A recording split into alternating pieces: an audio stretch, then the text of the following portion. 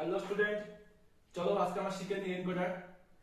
এটা আমাদের লজিক গেটের 10 নম্বর ক্লাস। তো তোমরা তো সবগুলো কম্বিনেশনাল সার্কিট শিখে গেছো ভালো মতোই।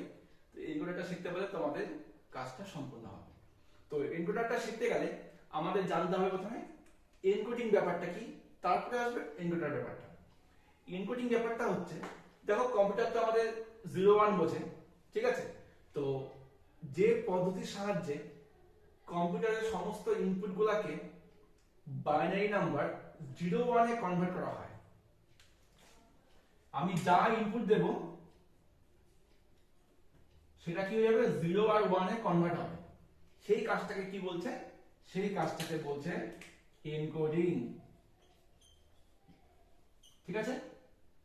আর এই এনকোডিং কাজটা যে সার্কিট দিয়ে হচ্ছে তাকে বলা হয় এনকোডার, ঠিক আছে? সহজ করে বলছি, কম্পিউটারের ইনপুটগুলিকে যে পদ্ধতিতে সমতুল্য বাইনারি সিগন্যাল 0-1 এ রূপান্তর করা হচ্ছে তাকে বলছে কি, এনকোডিং। এই এনকোডিং প্রক্রিয়াটি যে কম্বিনেশনাল লজিক সার্কিট দিয়ে দেখানো হয় তাকে বলা হয় এনকোডার। বুঝতে পেরেছো? আমরা এই এনকোডারের মধ্যে দুটো জিনিস দেখে নেব। ডেসিমেল থেকে বাইনারি একটা এনকোডার দেখব, আর দেখে নেব অক্টাল থেকে বাইনারি। তো প্রথমে আমি শুরু করছি ডেসিমেল থেকে বাইনারি, ঠিক আছে? ডেসিমেল থেকে বাইনারি,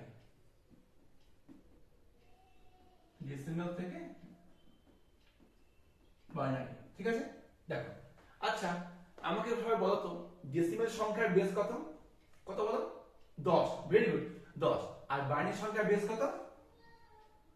2। তো এই কাজটা করতে গেলে তোমরা খাতায় নোট করো, ডেসিমেল থেকে বাইনারি এনকোডারের ট্রুথ টেবিল, লজিক সার্কিট আর সমীকরণটা নির্ণয় করো। আচ্ছা, লিখলাম। এবার বলছি ডেসিমেলের বেস 10, বাইনারি বেস 2। তো এর ট্রুথ টেবিলটা আঁকতে গেলে আমাদের কিন্তু 10টা ইনপুট লাগবে, ঠিক আছে? কারণ ডেসিমেলের বেস 10। আচ্ছা, এবার দেখো, তাহলে আমি 10টা ইনপুট নেব ট্রুথ টেবিলের মধ্যে, আর আউটপুটে কি হবে? 4টা আউটপুট হবে। কেন 4টা আউটপুট? যখন আমি 10টা ইনপুট নেব, 10টা ইনপুট মানে কি, আমার 0 থেকে 1 করে করে চলে যাবে হচ্ছে 9 অবধি। 0 থেকে 9 মানে 10টা সংখ্যা। এবার 9 এর বাইনারি মান কত? 9 এর বাইনারি মান হচ্ছে 1001। আমরা যেটা ক্লাস 11 এ শিখেছি, এই 1001 লেখার জন্য আমার 4টা ঘর লাগবে, বুঝলে? 4টা আউটপুট লাইন হবে। দেখে নাও, আস্তে আস্তে সব বুঝে যাবে। দেখো আমি এবার এর ট্রুথ টেবিলটা আঁকছি। একটু বড় হবে কিন্তু সোজা হবে, কিন্তু মজা আছে। দেখো টেবিলটা করতে।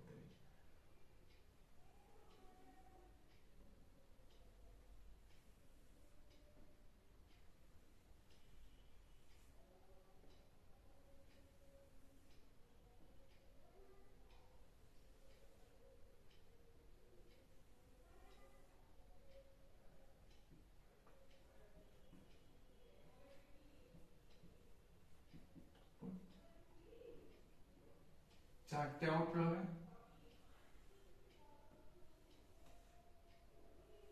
O0, O1, O2, O3, আর ইনপুট হবে 10টা হবে ইনপুট। 1, 2, 3, 4, 5, 6, 7, 8, 9, 10। ঠিক আছে? যে নামগুলো দিয়ে দিচ্ছি, কি নাম দেবো আমি? নাম দিয়ে দিলাম D0, D1 ডেসিমেল দিয়ে, D2, D3, D4, D5, D6, D7, D8, D9। এই হলো আমাদের 10টা ইনপুট, 4টা আউটপুট। এবার 10টা ইনপুট যেহেতু আছে, এই লাইনও হবে, রো হবে, মানে 10টা রো হবে। একটা, দুটো, তিনটে, 4, 5, 6, 7, 8, 9, 10। এবারে দেখো এত বড় ছক হয়ে গেল, ছকটা স্কেল দিয়ে অবশ্যই করবে। যে ছক হয়ে গেল, আমরা এবার এই ডি শূন্য থেকে কোনাকুনি 10টা 1 লিখে দেবো। 1 2 3 4 5 6 7 8 9 10। 1 লেখার পরে বাকি সবগুলো হয়ে যাবে শূন্য।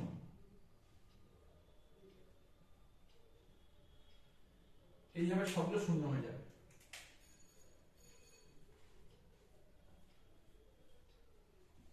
এই শূন্য করতে করতে বেশ ভালোই লাগছে, তোমরাও খাতায় করো, খুব মজা পাবে। এইটুকু ভালো করে করতে পারলে অনেকটা নাম্বার পাওয়া যায়।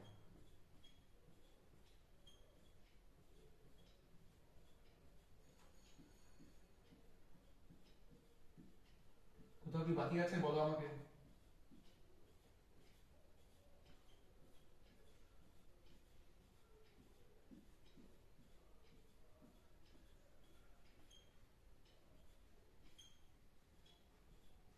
ঠিক আছে, এই হলো আমাদের ইনপুটের কাজটা কমপ্লিট। এবারে এই যে এখানে আউটপুটটা কি করে বের করব, এখানে আমাদের ডেসিমাল সংখ্যা 0 থেকে 9 এদের প্রত্যেকটা বাইনারি মান বের করতে হবে। আমি তোমাদের সুবিধার জন্য পাশে আগে বাইনারি মানটা লিখে দিচ্ছি, সবাই খাতায় লিখে নেবে। 0 এর বাইনারি মান 0, 1 এর বাইনারি মান 1, 2 এর বাইনারি মান 10, 3 এর কত 11, 4 এর কত 100, 5 এর 101, 6 এর 110, 7 এর কত 111, 8 এর কত 1000, আর 9 এর কত 1001। তোমাদের কি মনে আছে কি করে বাইনারি মান বের করতে হয়? নিশ্চয়ই ভুলে গেছো। আচ্ছা দেখো, মানে 5 এর মান বের করব, 5 কে 2 দিয়ে ভাগ করো, 2 1 কে 2, সরি 2 2 4 ভাগশেষ 1, 2 1 কে 2 0, এই হলো 101। দেখলে এইভাবে বাইনারি মানগুলো বের করতে হয়, তোমরা ক্লাস 11 এ খুব ভালোভাবে শিখেছো। আচ্ছা, এই মানগুলোকে আমাদের এখানে বসাতে হবে। কি করে বসাবে দেখো, 0 থেকে 9, 0 এর মান কত 0 বসে গেল, 1 এর মান 1 বসে গেল, 2 এর মান 10 1 0, 3 এর মান 11, 4 এর মান 100, 5 এর মান 101, 6 এর মান 110, 7 এর মান 111, 8 এর মান 1000, 9 এর মান 1001। তাহলে এই মানগুলো বসানোর পর কি করব, বাকি সব শূন্য হয়ে যাবে। শূন্য।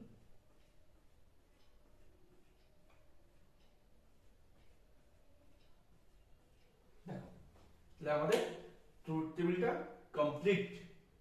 এবার আমাদের কি বের করতে হবে, অবশ্যই সমীকরণ বের করতে হবে।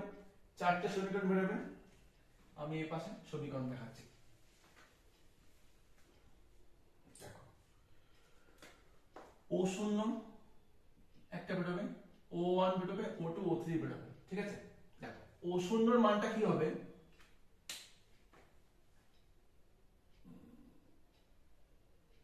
উপরে বলছে হ্যাঁ,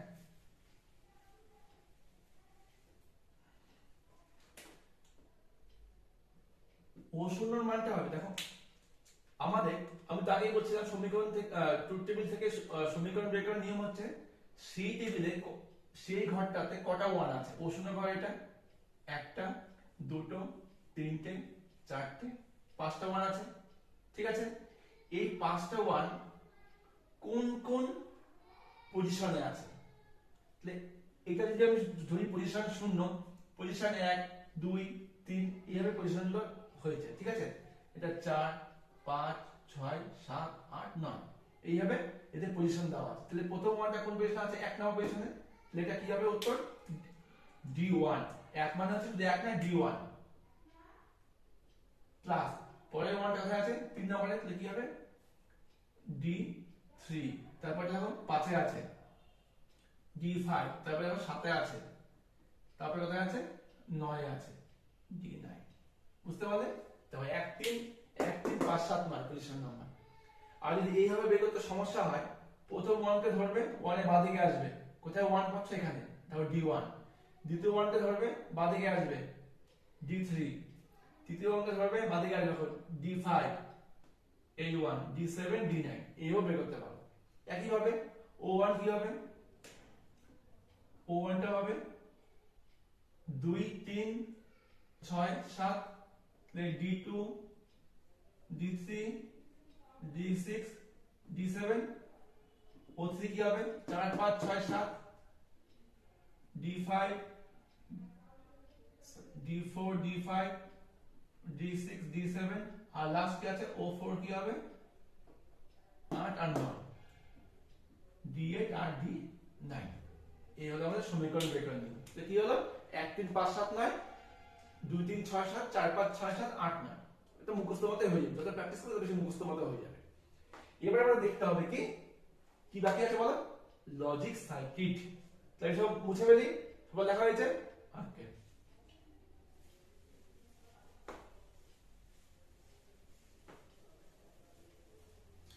দেখো সার্কিটটা আচ্ছা আমাদের এখানে আউটপুট কটা হলো তাহলে চারটা আউটপুট হলো ঠিক আছে আর হ্যাঁ তার প্রত্যেকের কি সম্পর্ক আছে প্রত্যেকের সঙ্গে সম্পর্ক হচ্ছে যোগ সম্পর্ক ঠিক আছে তাহলে আমাকে প্রথমে চারটাকে অর্ডারে রাখতে হবে আমি কি করছি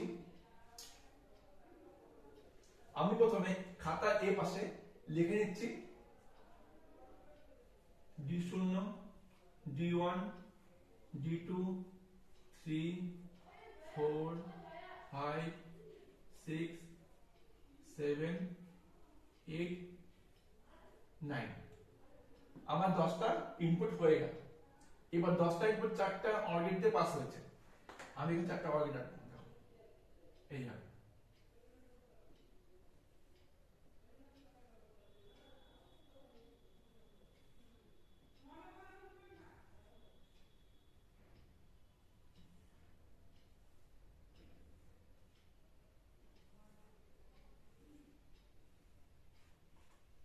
এর নাম দিলাম O0 O1 O2 O3 ঠিক আছে তোমরা খাতাটা ঘুরিয়ে নিয়ে করবে সোজা হয়ে যাবে তাহলে দেখো এই যে O0 আছে এই O0 ঘরে কি কি আসবে 1 3 5 7 9 এগুলো লাইন আসবে তাহলে আমি প্রথমে নিয়ে আসছি 1 কে খুব সাবধানে স্কেল দিয়ে আসবে 1 কে নিয়ে যাও 1 কে নামাও 1 3 5 7 9 বুঝতে পারলে দেখো তো সোজা দেখো একটু পয়েন্ট করে দাও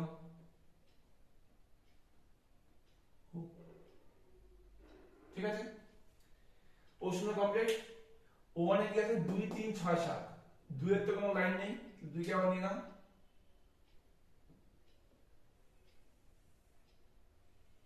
2 3 তো আছে 3 কে এখানে হুক করে দাও 3 6 কে নিয়ে নাও আবার 6 7 আর 7 কে হুক করে দাও O3 কি আছে 4 5 6 7 4 কে নিচ্ছি আমি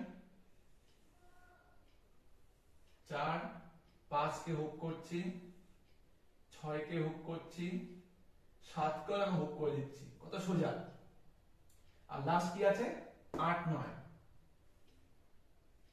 8 কে দিলাম 9 কে হুক এই হলো আমাদের ডেসিমেল থেকে বাইনারি এনকোডারের লজিক সার্কিট দেখো কত সোজা তোমরা খাতায় রাখো দেখো খুব সুন্দর ছবিটা হবে अब তো ডেসিমেল টু বাইনারি তো হয়ে গেল এখন আমরা দেখে নেব অক্টাল থেকে বাইনারি তো অক্টাল থেকে বাইনারি ঠিক একই নিয়মে হবে কারণ যে অক্টালের বেস কত আমাদের 8 বাইনারি বেস 2 ঠিক আছে যেহেতু বেস হচ্ছে 8 তাই এখানে 8টা হবে ইনপুট আর আর আউটপুট কটা হবে বলো 8 মানে হচ্ছে আমাদের 0 থেকে 7 অবধি যাবে 7 এর মান কত 7 এর মান হচ্ছে আমরা 111 তাই আমাদের তিনটা হবে আউটপুট লাইন বুঝতে পেরেছো তো তোমরা সবাই খাতা তৈরি করো আবার সে ছক বানাও আমি ছকটা বানিয়ে নিচ্ছি দেখো আমার কিন্তু ছক বানানো কমপ্লিট 8টা হচ্ছে ইনপুট 3টা হচ্ছে আউটপুট আচ্ছা তোমরা খেয়াল করো আমি কিন্তু ডেসিমেল থেকে বানানোর সময় ইনপুটের নাম দিয়েছিলাম D0 D1 ওখানে আমি আই দিতে পারতাম এখানে আমি ডি কেন দিলাম না এখানে আই দিয়ে করলাম ঠিক আছে অক্টাল বলতে পারো স্যার অক্টাল কে ও দিয়ে করি তো ও যদি আমরা ইনপুটে দিই তাহলে আউটপুটে আমরা ও দিতে পারবো না ঠিক আছে যাই হোক নাম দিলেই হলো আমি এটাকে আই0 দিয়ে করেছি তোমরা যা ইচ্ছে দিতে পারো তো নিয়ম কি প্রথমে প্রতিটা ইনপুটে কোনা কোনি 1 করে দাও বাকি সব শূন্য হয়ে যাবে আমি শূন্যর কাজটা করছি।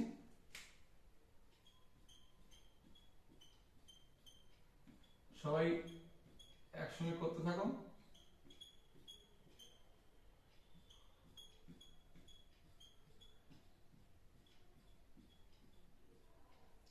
আমি একটু ফাস্ট করছি, নাহলে তোমরা বলবে স্যার ভিডিও খুব অনেক লম্বা হয়ে গেছে, এত বড় ভিডিওকে দেখা যায়।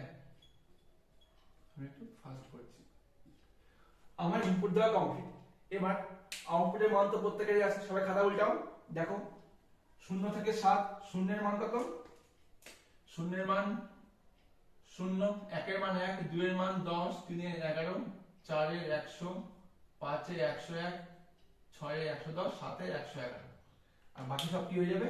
বাকি সব হয়ে যাবে 0। ঠিক আছে, এবার truth table complete. Truth table থেকে আমরা কি বের করব? সমীকরণ। সমীকরণ বের করার নিয়ম বলছি, তাহলে এখানে তিনটে সমীকরণ হবে, O0, O1, O2।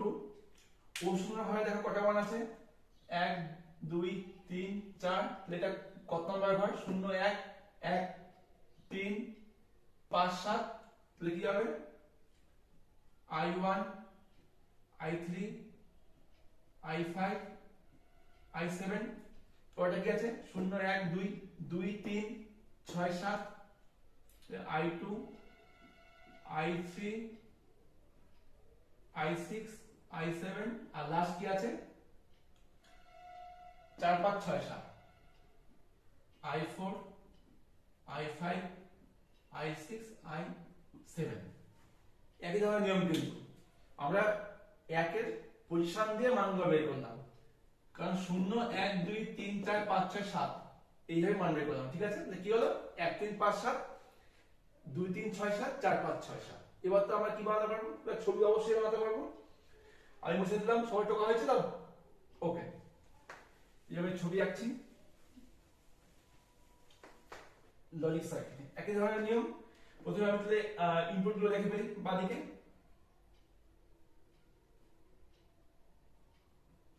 I0, I1, I2, I3, I4, I5, I6, I7। নিচে আমার কটা হবে? অর গেট 3টে হবে, 3টা আউটপুট। একটা, দুটো, তিনটে। O2, O1, O0। ঠিক আছে, সবাই দেখে নাও। একই ধরনের নিয়ম। O0 হলে কি আসবে? 1, 3, 5, 7। আমি নিয়ে আসছি আস্তে আস্তে। 1, 3, 5, 7। তারপরে কি আছে? 2, 3, 6, 7। এখানে আসবে, 2 কে নিয়ে যাচ্ছি, 2, 3 কে হুক করছি, 6 কে বানাচ্ছি, 7 তো আছে, 7 কে হুক করছি। লাস্ট কি আছে? 4, 5, 6, 7। 4 কে দিয়ে দিলাম, 5 কে হুক করলাম, 6 কে হুক করলাম, 7 কে হুক করলাম। এই হলো আমাদের অক্টাল থেকে বাইনারি এনকোডার কমপ্লিট। তো স্টুডেন্ট সবাই তোমরা প্রত্যেকটা লজিক গেট ভালো করে প্র্যাকটিস করো। প্র্যাকটিস না করলে কিন্তু লজিক গেট সুন্দর হবে না। এইভাবে আপনি কিন্তু নাম্বারটা পাওয়া যাবে না। আমি তো বোর্ড দেখে স্কেল ছাড়া করছি। প্রত্যেকটা স্কেল ইউজ করো, পয়েন্ট করো, গোল দাও, তীর চিহ্ন দাও, কোনটা ইনপুট কোনটা আউটপুট লিখে দিবে। তো আজকে আমরা ক্লাস এখানে শেষ করছি। পরের ক্লাসে আমরা দেখে নেব 4 বিট অ্যাডার সাবট্রাক্টর সার্কিটটা। তাহলে আমাদের লজিক গেট সম্পূর্ণ হয়ে যাবে।